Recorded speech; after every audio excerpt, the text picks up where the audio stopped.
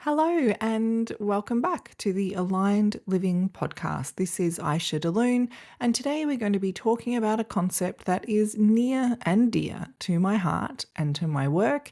And if you are interested in truly living aligned, the congruent alignment of body, heart, mind, and soul, then this is super, super important. What we're going to be talking about today is your feelings, and that feelings are feedback. Now, I have seen so many people and worked with lots and lots of people over the years that feel that their emotions are a problem. So their emotions get in the way, they're annoyances, they're things to push through, to resolve, to ignore, they're a weakness, all kinds of things. And you might think that you don't do that, but let's say if it comes to stress, a lot of people think what they need to do is like stress management, or they need resilience training. So how to stay in this incongruent situation, but just be more resilient while you keep choosing it or while you keep working through it. I know I'm oversimplifying, but stick with me. Sometimes we're feeling resistant or we're feeling like we are procrastinating about something, but resistance and procrastination are never the problem. They're feedback. And I know if you spend, 10 minutes on social media, you'll find someone saying, you've moved towards resistance because everything great is on the other side of resistance. And it's like, you know what? Resistance is feedback. That something needs to be looked at. I see a lot of people sometimes. I had a session like this yesterday, actually, someone coming in saying, oh, I feel flat, just got no energy. I feel really, they were concerned because they had experienced depression earlier in their life and they're very scared about feeling that low again, saying, I feel flat and I just don't know why. But you know what? There's always a why. Feelings always make sense if we take the time and the space to listen to them. They're messengers and they're giving us really priceless, useful information. But a lot of us don't know how to listen. And it's not because we're silly, it's just that culturally we've got so much, push on through, and we don't necessarily celebrate feelings as really useful guidance. Now, I could have a whole kind of side quest rant about why that is, and I'll do a very short version. Potentially it's kind of patriarchal. Feelings were the realm of the feminine, and logic was the realm of the masculine. So it can be that, it can be all sorts of things. But the mind left to its own devices will just create these goals without taking into account the body or taking into account the heart or taking into account the whole of things. That's just as unhelpful as someone who sits in a feeling and kind of stays there in a stagnant way. So it's not saying that one thing is better than another. This entire podcast is dedicated to congruent alignment, which is body, heart, mind, and soul, all on the same team. And in order to do that, we need to be able to correctly interpret our feelings. So let me give you an example. Let's imagine, and this is an example that I wrote about in my second book, The Happiness Recipe. Let's imagine that it's a cold day and you come inside and you've got a fire, wood fire happening. So you come in and you get right up, like as close to the fire as you can get without kind of bursting into flames. And you might do a few circles, warm your back up, warm your front up, do a few kind of rotisseries until you kind of get that core warmth back. And if you were to stay there, you would start to get some signals that you are now getting too warm. Right? There would be potentially the beginnings of some sweating or feeling a bit uncomfortable, maybe feeling a bit lightheaded. And what we tend to do is honor that. We reach this point where we're warm enough and we move back. Maybe we sit at the couch that's near the fire or something like that. So we move back. This is feelings as feedback. Now, in this case, they're kind of physiological feelings, and we don't have a whole lot of cultural nonsense about don't listen to that. Because if we did deal with that exact situation the way that we've been socialized to deal with our feelings, we would have to stay right there in front of the fire, and we would have to have a conversation about ourselves of like, oh, just stick through it, just harden up. If I can just stay here, it's all good. Like the feelings aren't giving useful feedback. We just got to stay there, or maybe, take some painkillers so that you can stay there being hot and uncomfortable, but whatever you do, don't move. What we need to do is feel those feelings. Oh, I'm feeling a bit warm. Take the step back. So feel it, correctly interpret it. Oh, I'm too hot. Take the action to bring you into alignment, which is about moving back to the right place now that you're warm enough. This is how homeostasis works. Our bodies are designed to be in balance. And this is how our natural congruence works when we allow it. We've just got a whole lot of, as I said, cultural nonsense around feelings and dismissing them as if that's some sort of heroic thing to do. Now, I know I've simplified this, and the process of learning how to correctly interpret your feelings can be complex, but it gets simpler and simpler with practice. Like everything gets simpler with practice. So I'm going to give you a couple of examples just to help this land in a way that's hopefully more useful. And obviously, I'll give these examples, but each individual person has to go on their own journey of learning to correctly interpret their feelings. So one was a client session I had last month where the client was saying to me, I really just need to stop feeling so resentful. And I love resentment. Like resentment and procrastination are two things that really excite me because they're incredible doorways into radical transformation and kind of they're doorways into living congruently if someone can get aware that they're doing those things. But she said, the solution that she came up with was, okay, the solution is I just need to stop feeling so resentful. And I said, no. What we need to do is listen, deeply listen. There is a gold mine of experience that sits underneath every single person who feels resentful. And it's usually tissue thin layer upon tissue thin layer of times where we haven't honored ourselves. And by the time we're feeling resentful, there's enough energy in there, generally, if you're the type of person that's proactive and wants to get help, that you're willing to actually look at it, because it's a pretty uncomfortable, disempowering, icky way to feel.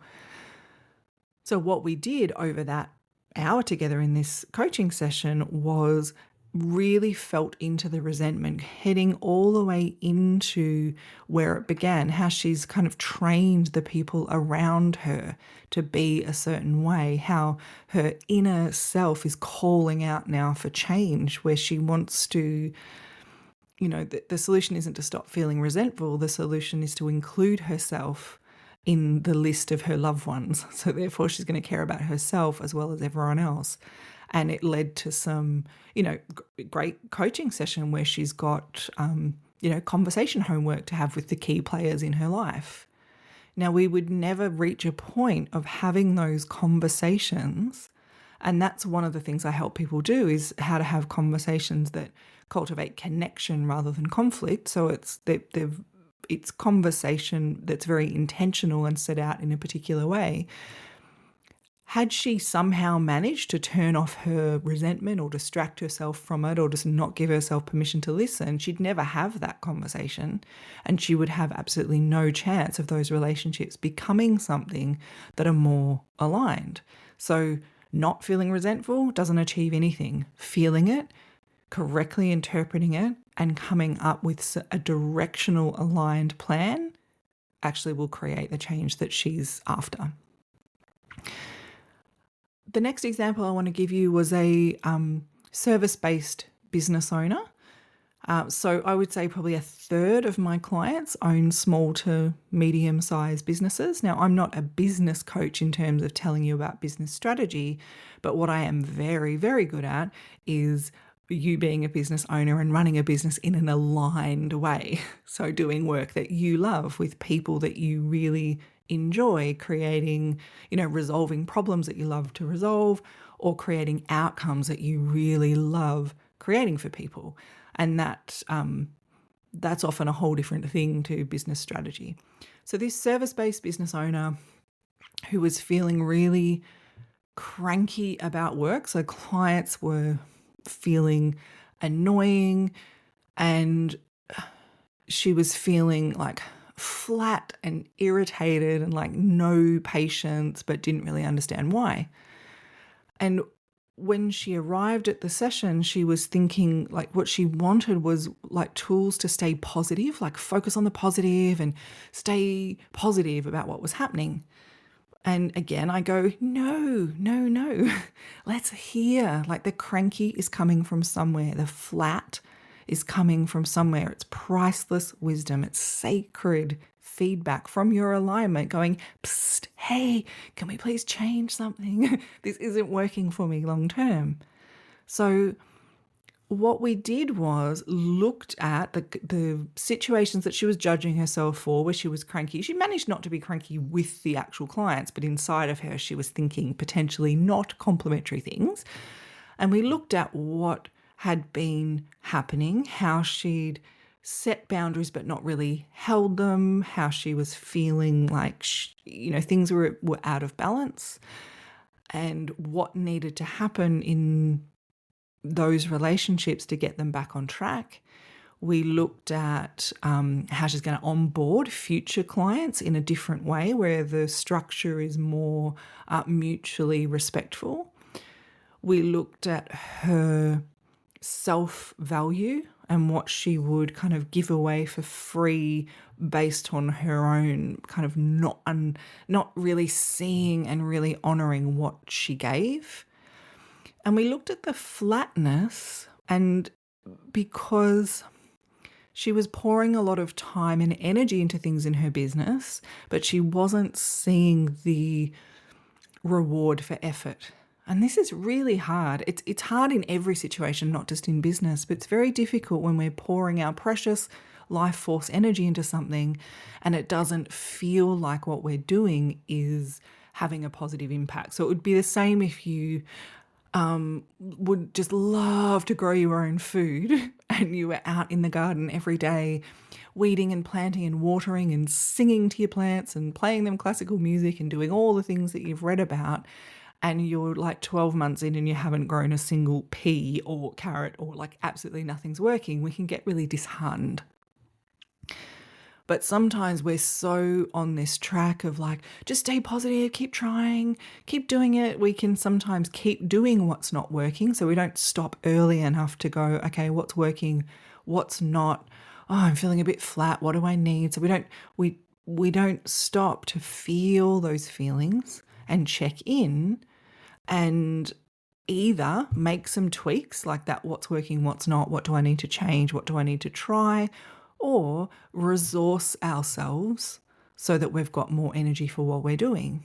So I know when I was writing my first book, it took so much time, and I was a single parent at the time with 2 young children. So it was this whole extra project I had all this energy for, and I needed to inject a whole lot of extra nourishment and support and energy to hold me while I had that project happening for 9 months. So I had a yoga teacher that came to the house. I had a personal trainer that came to the house. I did some different things with food so that I was nourishing my body while I had this whole extra thing going on. So if we're feeling flat and don't know why, then we're never going to resolve the why. If we're feeling cranky and we don't know why, or we think the issue is I just need to stop being cranky, we've missed the opportunity for caring enough about our feelings to do something about them, and we're not going to be putting any time into the solution. So that's what I wanted to share with you today. Simple, easy. Just because it's simple and easy to conceptualize doesn't mean it's easy to change, particularly when it's not the cultural norm. But I just really wanted you to hear your feelings matter. They always make sense. And I know some people are afraid of feeling their feelings. Like they think, oh, if I feel it, it's going to be like a tidal wave that'll sweep me away. And if that's the case, that just says to me you've pushed the snooze button on your feelings for so long that you're afraid of what it's going to be like when you feel them all at once. So that just kind of tells me there's a history of not caring enough about your feelings to give them time and space. But your body knows what it's doing, and you can feel in segments. And if it has been that you haven't been giving your feelings attention for a really long time, continuing to do that isn't going to solve anything. So maybe take a weekend off and give yourself a weekend to feel everything, even if it is a tidal wave, and, support yourself because you may as well start. So sometimes we get confused. Sometimes we just want to get on with it and the feelings are in the way. Sometimes we get overwhelmed. Sometimes we misinterpret our feelings. Like all these sorts of things can happen. And most of the things I share with you on these podcasts are actually skill-based things. So yes, they're concepts. I want you to walk away from this episode or swim away or sing away or sail away, as Enya would say, from this episode knowing, okay, my feelings matter. They're feedback. They're always going to make sense if I can give them attention. And I can build the skill of correctly interpreting those feelings. And if you want help for that, I'm here. Just reach out to me, book in. Even one, I have a single session that I call the clarity and direction session. I did one this morning. For someone in a feeling she didn't understand, and that's fine. She came, she got her clarity, she got her direction, and each time that happens, we're building the skills and we're building the skills. So please don't stay lost in feelings thinking that there's no answer available. There's always an answer. You always make sense. Feelings are always feedback, and you don't have to do this alone. So thank you. I hope that's helpful, and smiles from my heart to yours. And I will be talking with you again soon. Thank you.